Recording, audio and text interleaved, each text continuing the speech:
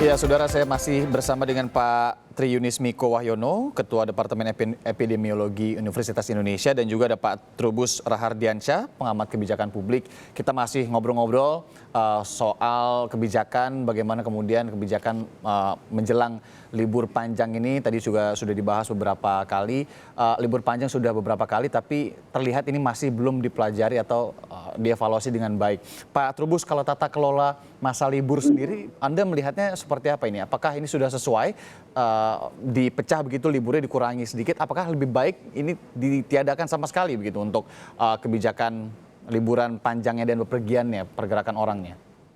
Iya, kalau kita merujuk pada aturan yang ada, artinya aturannya kan kita PP 21 itu kan PSBB, pembatasan sosial berskala besar. Tadi saya sebut juga Kepres 11, 12 itu tentang situasi darurat ya. Jadi kalau merujuk itu maka harusnya libur itu ditiadakan sekalian. Karena apa? Karena kenaikan dari penularan COVID-nya kan sangat tinggi sekali gitu loh. Karena sangat tinggi sekali, maka sebaiknya pemerintah tegas saja, tidak ada libur. Jadi tidak ada libur artinya semua masyarakat harus beraktivitas di rumah ataupun ada seperti sebagaimana biasanya. Jadi tidak lagi dipecah-pecah seperti sekarang ini, mana karena kalau dipecah ini nanti libur pertama di Natal misalnya, itu bisa jadi terjadi penumpukan, orang tetap berkerumun meskipun ada larangan, juga masyarakat tidak akan mematuhi gitu kan, karena mereka inginnya berlibur. Yang kedua nanti ada libur lagi yang akhir tahun, artinya libur ini ya, tahun barunya. Nah itu juga akan numpuk lagi di situ masyarakat.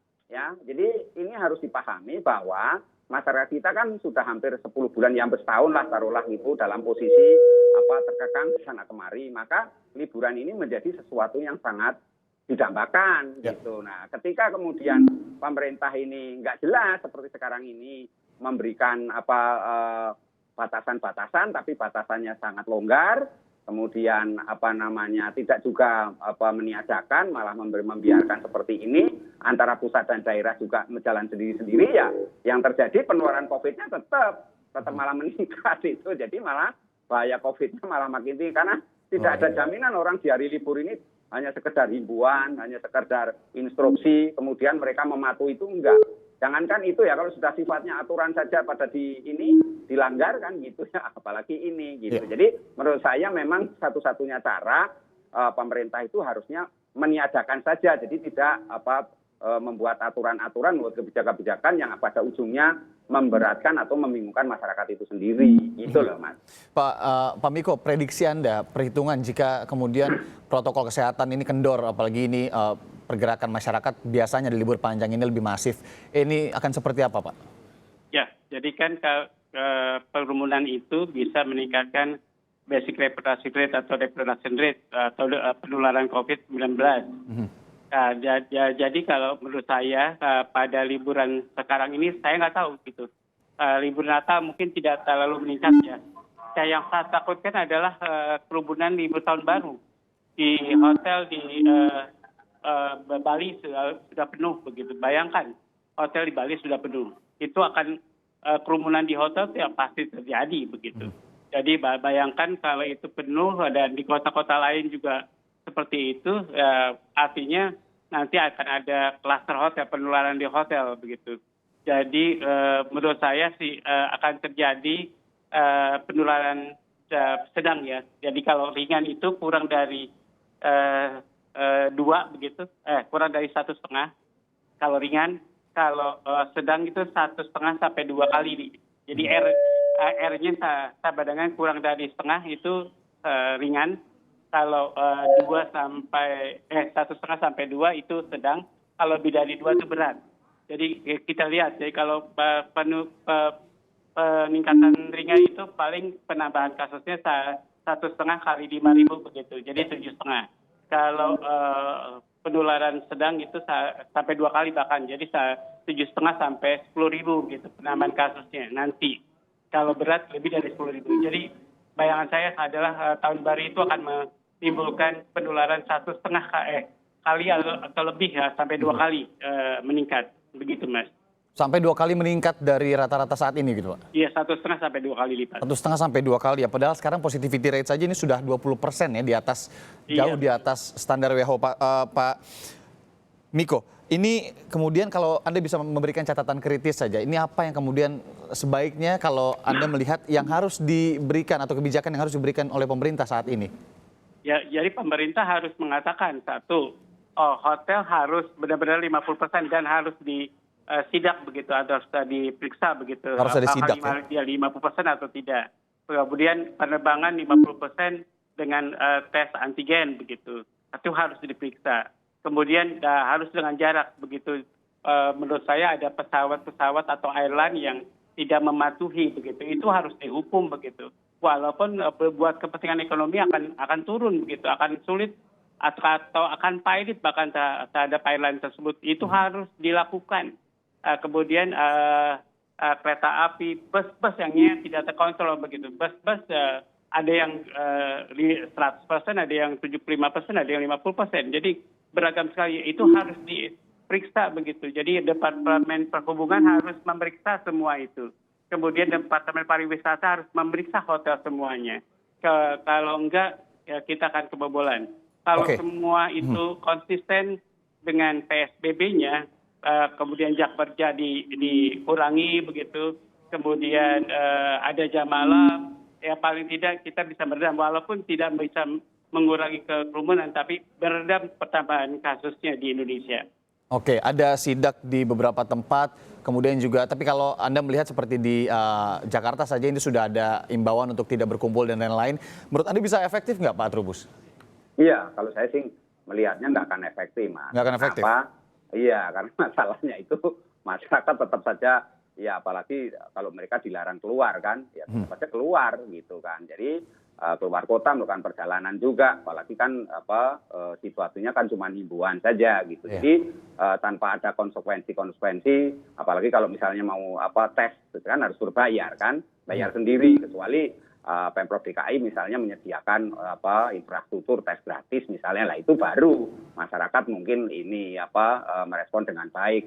Tapi sepanjang ini semuanya diserahkan pada masyarakat, semuanya pada kebijakannya itu pada publik yang harus memanai sendiri, mengapresiasi sendiri atau menjalankan sendiri, tentu perilakunya yang terjadi ya masyarakat sesuai dengan harapan dan impiannya, yaitu libur gitu. Jadi menurut saya akhirnya penegakan protokol kesehatan juga tidak bisa dijalankan dengan tegas, karena di sini persoalannya kan kita selama ini baik DKI maupun tempat lain juga sama, itu masalah pengawasannya yang minim gitu ya, pengawasannya yang minim.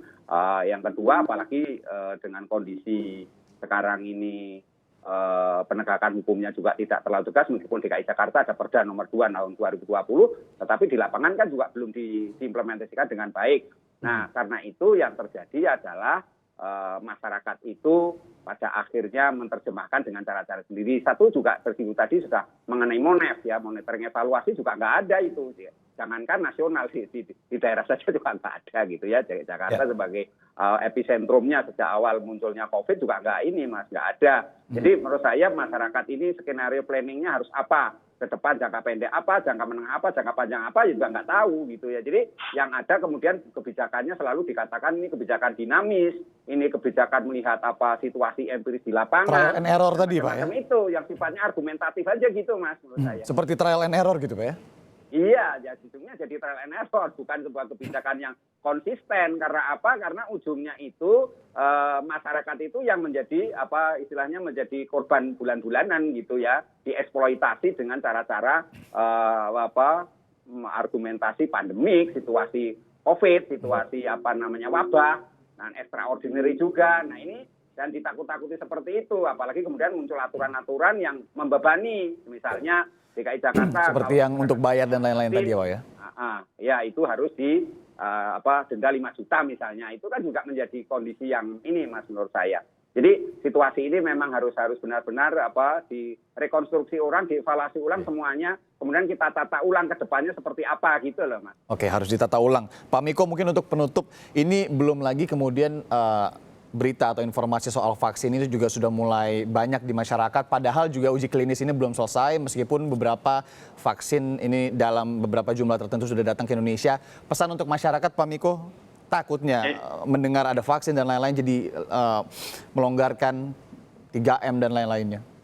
Ya, jadi vaksinasi yang akan dilakukan pemerintah adalah untuk memberikan kekebalan terhadap individu, kemudian kekebalan terhadap masyarakat atau herd immunity. Jadi efek herd immunity-nya akan tercapai bila cakupannya setelah 70% lebih, 78 atau 80% lah, itu akan ada efek herd immunity. Jadi itu akan tercapai pada bulan Desember 2021.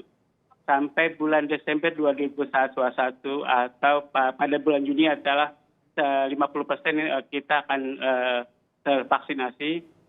Jadi itu belum cukup untuk mengurangi efek herd immunity begitu. Okay. Jadi oleh karena itu masyarakat baiknya tetap pakai masker dan jaga jarak serta cuci tangan pakai sabun sampai Desember. Kita lihat evaluasi Desember 2021. Oke, masih waktu temponya ini masih lama begitu ya, Pak Miko. Betul. Ini terkait dengan vaksin, jangan kemudian juga terlalu bersandar dengan vaksin ini. Pak Trubus, terakhir penutup mungkin untuk masyarakat yang harus diingat sekali.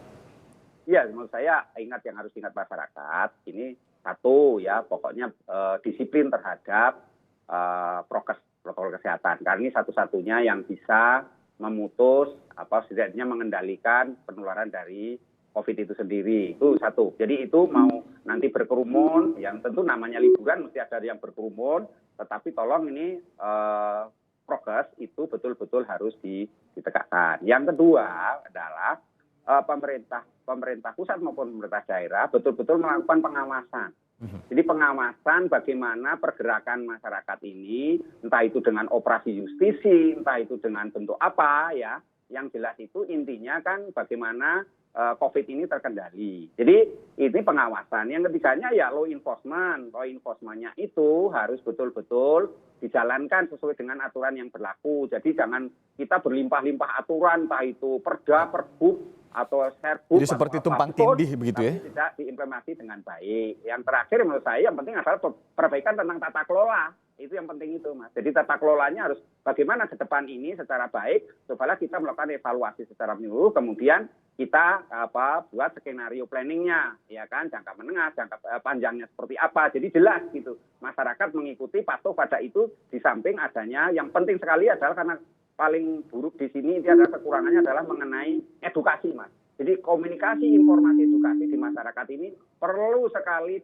ditegakkan lagi, diintensifkan lagi sehingga masyarakat itu paham mengerti maksudnya apa yang dimaui oleh pemerintah itu. Jangan nanti soal vaksin ini di tengah masyarakat vaksin ini juga penolakannya cukup tinggi gitu ya. Jangan sampai kemudian kebijakan pemerintah ujung-ujungnya cuma jadi resistensi, jadi masyarakat jadi istilahnya EGP emang gue pikirin. Nah itu jadi nanti kita masalahnya di situ, Mas, menurut saya. Ya. Baik, tadi ya yang saya juga garis bawahi pengawasan dari kebijakan yang sudah dibikin dan jangan sampai tumpang tindih dari pusat dan daerah, karena ini nanti yang rugi juga masyarakat lagi gitu ya. Pak Trubus Rahardiansyah dan Pak Triunis Miko Wahyono, terima kasih sudah mau meluangkan waktu di Sapa Indonesia Pagi Akhir Pekan. Sehat-sehat selalu.